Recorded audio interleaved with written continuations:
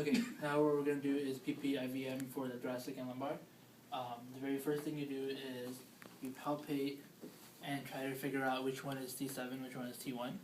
So you palpate the spinous processes, you put one finger on the top one finger on the bottom one.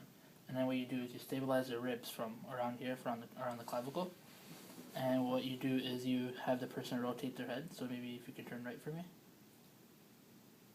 And once you should feel a movement on top one and the bottom one with no movement, because C7 should move and then T1 would be stable. So you keep figuring it out until you find C1 and T1, or C7 and T1. So go ahead and rotate again for me. Okay, I think that'll be a little bit higher. One more time. Do this down one too, Zubair. Okay. One more time. Okay, so now I feel a rotation on my right thumb and nothing on my left thumb. So my right thumb would be C7, my left thumb is T1. Another way to figure it out is you can do a sternal test. This is Frederick's little way of doing it, where you palpate both of them when you push on the sternum, and I think T1 should pop out, right? Yep. T1 should pop out and C7 should stay stable. So once you do this, it's kind of the same thing as cervical. You have the patient hold their neck like this, and first you want to start off with top movements. So you have them take their elbow to the crease of their waist while you're palpating in between, or the spinous processes, and in between with 3 or 4 fingers. So go ahead and take your elbow to your waist. Okay, good. All you have to do is the motion is once you feel on your last finger, you can tell them to stop. They don't have to go all the way through. And then you lower it. Go ahead one more time.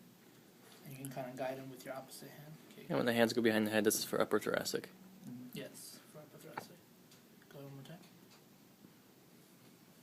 And once you start feeling a little bit more movement or a little less movement, start moving down the thoracic, you can guide their elbows to their mid leg and then to their knees eventually.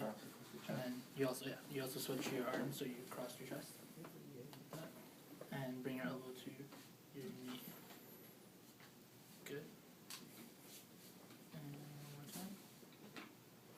And you also want to try to encourage movement at the thoracic, so if they're moving more in lumbar, you can kind of give them tactile cues, try to move over here, try to keep the back straight. And you can also help them move from the front too. So good. And you go all the way down the spine like this. And then once the cutoff point for thoracic is kind of like the lower ribs usually for people. So once you get that low to the lower ribs, you can start doing lumbar too. And for this one, you just kind of go to your knee and further. This is more of a guess. What Tracy said, too, for finding the lumbar region, is to go to the last segment where you feel movement and then work your way up, because of L5S1 is the last segment where you get movement, and you know for sure that that's L5S1. Whereas with the ribs, sometimes you can make errors. Okay. And you should feel it all the way down.